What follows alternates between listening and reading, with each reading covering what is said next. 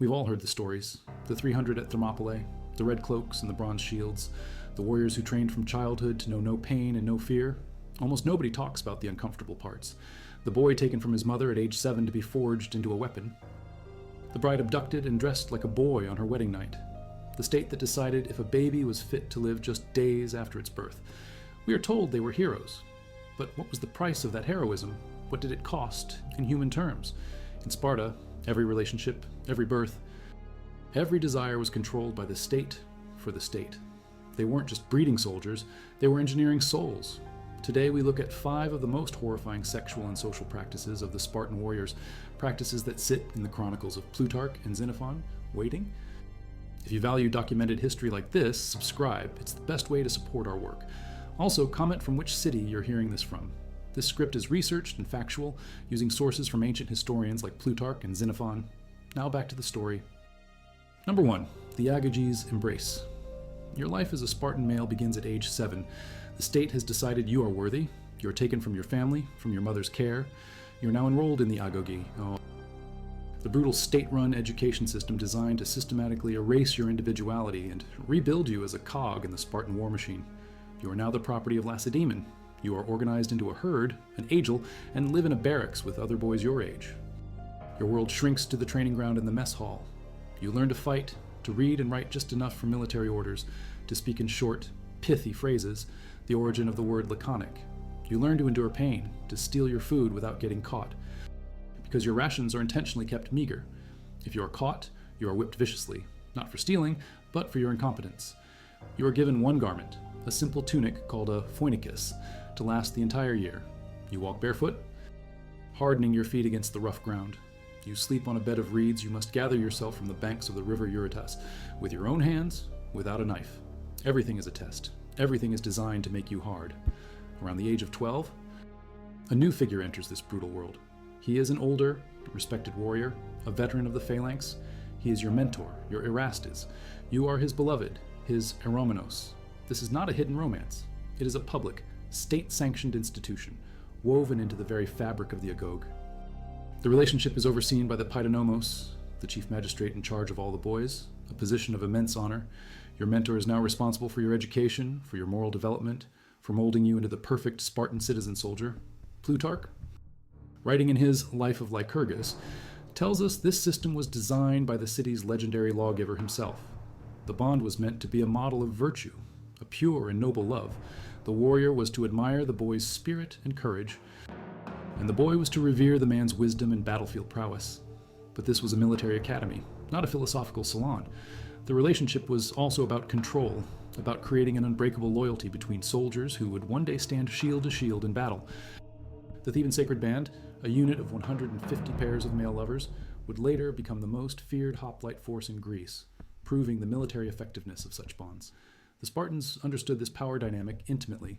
The nature of the relationship remains debated. Xenophon, a man who admired Sparta so much he fought for them, insisted it was a chaste or non-sexual love of the soul. He claimed that Lycurgus forbade any physical intimacy, viewing it as a distraction. But other writers tell a different story. Aelian, a Roman-era author, wrote that any man and boy who shied away from a physical relationship were seen as outcasts and denied civic honors. 2 accounts, separated by centuries. One system. The truth likely lies somewhere in the brutal middle ground. The pressure was immense. At the sanctuary of Artemis, Orthia, boys were ritually flogged, sometimes to death, in an annual endurance contest. Your mentor was there, watching. He judged your performance. If you cried out, if you flinched, if you failed, it was his shame as much as yours. Plutarch notes that if a boy was deemed cowardly in a fight, his lover was fined by the magistrates. Your entire future, your honor, your standing in this rigid society, depended on how you performed, in training, in battle, and in this state-mandated relationship. For a Spartan boy, love was just another form of training, another test, another chain. Number 2, the bride in the dark. A boy's life was controlled, forged in the fires of the Agoge. A girl's life was no different, shaped for a singular, vital purpose. You, a Spartan woman, are raised for one thing, to bear strong sons for the state. Unlike other Greek women who were confined to the home, you are a product of a state system too. You exercise in the open, running, wrestling, throwing the discus and javelin. You are educated, you are outspoken, you are healthy. This is not for your own fulfillment. It is because Sparta believed strong mothers made strong soldiers, but you are still a vessel for the state's ambition. When you are around 18, perhaps 20, a marriage is arranged for you. Your husband is a soldier, a man in his late 20s or even early 30s. He is a hardened veteran, a product of the Agog. He does not live with you.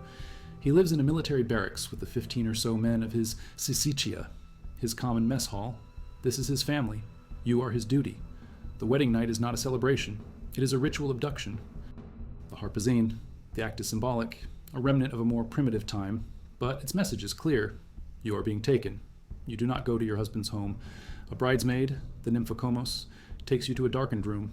She prepares you. She shaves your head to the scalp.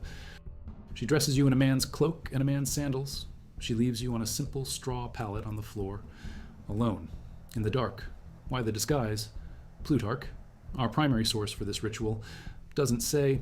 Perhaps it was to ease the young husband, a man who had known only the company of men his entire life, into his first heterosexual encounter. Or perhaps it was a rite of passage, violently stripping you of your girlhood and remaking you into something else. Your new husband must now prove his cunning. He must eat his evening meal with his messmates, then sneak away from his barracks under the cover of darkness, careful not to be seen or caught. He finds you. He consummates the marriage in secret, in silence. Then he leaves before dawn, returning to his bunk before anyone knows he was gone. This is your marriage, for years, a series of stolen visits in the dead of night. Plutarch writes that many Spartan men fathered several children before they ever saw their wife's face in the daylight. You will not share a regular meal with your husband or run a household together until he reaches the age of 30. Only then does he graduate from active military service and is permitted to live at home. Xenophon, the ever-practical Athenian, saw a benefit in this strange system. He argued that the secrecy, the stolen moments, and the long periods of separation made the couple's desire for each other far stronger than if they lived together. He believed this heightened passion produced more vigorous and healthy children. The state didn't care about your bond, your companionship, or your happiness. It cared only about the product of your womb. Your marriage began not with a vow, but with an abduction and a disguise. Your union was defined not by intimacy, but by separation. And your primary value was measured in the sons you could provide to the phalanx. Number 3, the sharing of the womb. Procreation was a civic duty. It was a state project, and it was absolutely not personal. In classical Sparta, during the city's height in the 5th century before Christ, the modern concept of a child belonging exclusively to its parents was a foreign and selfish idea. The state came first, always. According to both Xenophon in his Constitution of the Lacedaemonians and Plutarch in his Life of Lycurgus, the lawgiver established a system of eugenics designed to ensure that Sparta had the best possible human stock. Children were a national resource, far too important to be left to the random chance of a single marital pairing. An older man with a young and fertile wife might see a younger warrior, a man of proven courage and handsome physique. It was considered his civic duty to invite that man to impregnate his wife. The resulting child would be raised as his own legitimate heir, inheriting his name and property. But its genetic material would be superior, a benefit to the entire state. The system worked in reverse as well. A respected man, a man of good standing who was married to a barren woman, could approach another man with a wife who had borne fine, healthy sons. He could request permission to have children with her, to borrow her womb to produce an heir for his own line. As Plutarch tells it, Lycurgus was trying to get rid of the vanity and disorder of sexual jealousy, which he saw as a destructive passion. In Sparta, there was no shame in this arrangement. It wasn't adultery. It was a rational, state-approved breeding program. The goal was to fill Sparta with excellence, to ensure that every generation of warriors was stronger than the last. This obsession with good stock came from a place of deep-seated fear. The citizen population of Sparta was always dangerously small, perhaps never more than 9,000 adult males. They were surrounded by enemies and perched precariously on a massive, resentful population of enslaved helots. Survival depended on producing a steady stream of elite soldiers. The pressure to produce a male heir was immense, even for kings. The Spartan king, Anaxandridas II, had a wife he loved, but she was barren. The Ephors, the city's 5 elected magistrates, ordered him to set her aside and take a new wife. When he refused, they forced a compromise. He would take a second wife, a shocking breach of Spartan custom, and keep 2 households. His second wife quickly bore a son, Cleomenes. Then, his first wife miraculously became pregnant and bore 3 sons, including the future hero king Leonidas. The result was 2 rival royal lines and a future succession crisis. This incident shows the raw power of the state. It could intervene in the most private matters, even in the royal bedchamber. The children born from these wife-sharing arrangements had only one legal father, the husband of their mother. The biological father had no claim, no rights, and no responsibilities. A woman's body was an asset on the state's ledger. Her fertility a resource to be managed. Your bloodline was not your own. It belonged to Sparta. If you value documented history like this, subscribe. It's the best way to support our work. Comment which city you're hearing this from. This script is researched and factual, using sources like Plutarch's Lives and Xenophon's Constitution of the Lacedaemonians. Now back to the story. Number 4. The judgment at the chasm. The state controlled the womb. It also controlled the cradle. A Spartan child's first test was not in the brutal agoge. It was not in a contest of strength. It was in the first few days of its life. A simple, silent judgment. As soon as you are born, a male infant, your father does not get to decide your fate. The choice to raise you is not his. He takes you from your mother and carries you to a place called the Lesh, a public meeting spot for the elders of his tribe. There, under the cold, assessing eyes of old men, men who have seen war, death, and generations of boys, you are inspected. They turn you over, examining every limb. Your shape, your cry, your overall health. They are searching for any sign of weakness, any hint of deformity, any imperfection that might make you a liability to the state. They are not looking for a son. They are inspecting a future soldier. If you are deemed strong, healthy, and just well-turned, you are returned to your father. He can now raise you, but only until you turn 7. You have passed your first test. But if you fail the inspection, the elders deliver their verdict. The decision is final and there is no appeal.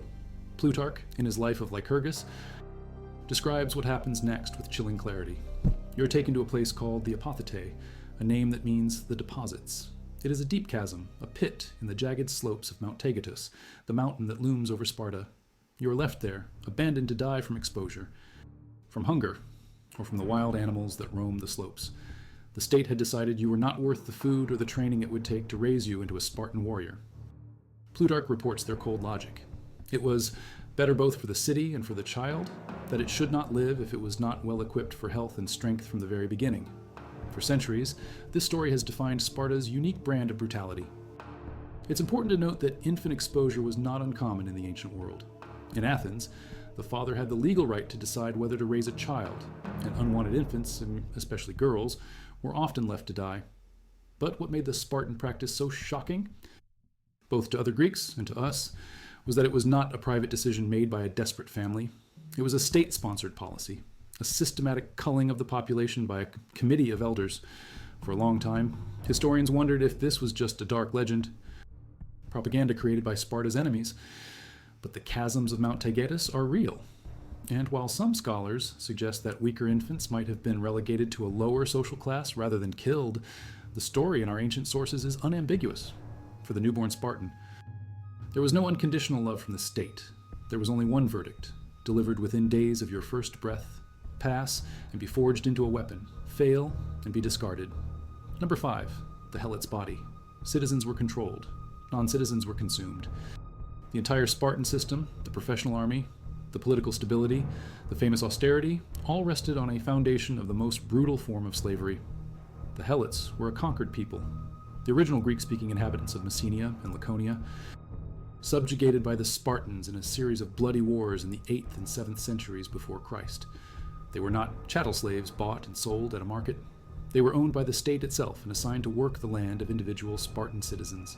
They were serfs, tied to the land they farmed, forced to give half of everything they produced to their Spartan masters.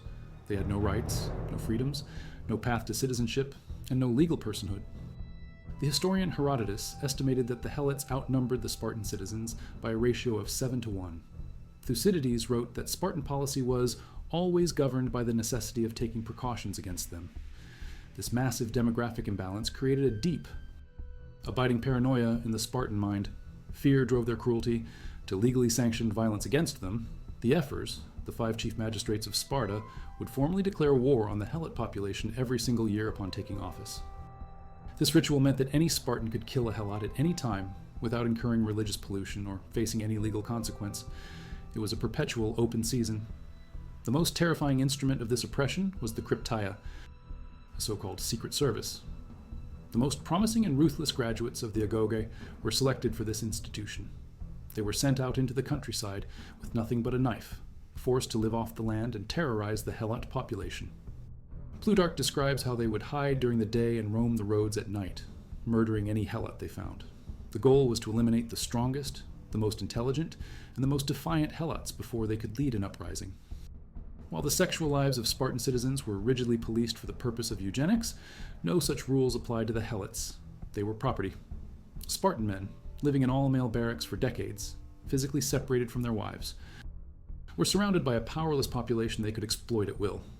Our ancient sources don't detail the routine sexual exploitation of Helots with the same focus they give to citizen customs, because, to an ancient Greek writer, it was unremarkable. It was simply a master's right over his property. The absolute power to humiliate and abuse was total. The Greek writer Myron of Priene quoted as saying that a Helot should be burdened like an ass with grievous burdens. But the Helots were not passive victims. In 464 before Christ, a catastrophic earthquake devastated Sparta, killing thousands. The Helots seized the opportunity, launching a massive revolt that nearly destroyed the Spartan state. It took years of brutal fighting to suppress the uprising, and the terror of that event was seared into the Spartan psyche. It reinforced their belief that only through absolute, unrelenting oppression could they survive. For a Helot man or woman, there was no protection. Their bodies, their labor, their children, and their lives were the silent, invisible fuel for the great Spartan war machine. For centuries, the story of the apothetae, the chasm of discarded infants, stood as the ultimate symbol of Spartan ruthlessness. It was a story told by Plutarch, a Greek writing under the Roman Empire. A story that shaped how the world saw these infamous warriors. It was the final proof of a society that placed the state above all human sentiment. But in 2007, Greek archaeologists from the University of Athens began a detailed forensic study of the human bones that had been found over the years in the deep ravines of Mount Taygetus, near the supposed location of the apothetae. They examined the remains of nearly 50 individuals. But they were not newborns. They were the bones of adult men, aged from 18 to 35. The evidence of trauma on the skeletons, the pattern of fractures, was consistent with a fall from a great height.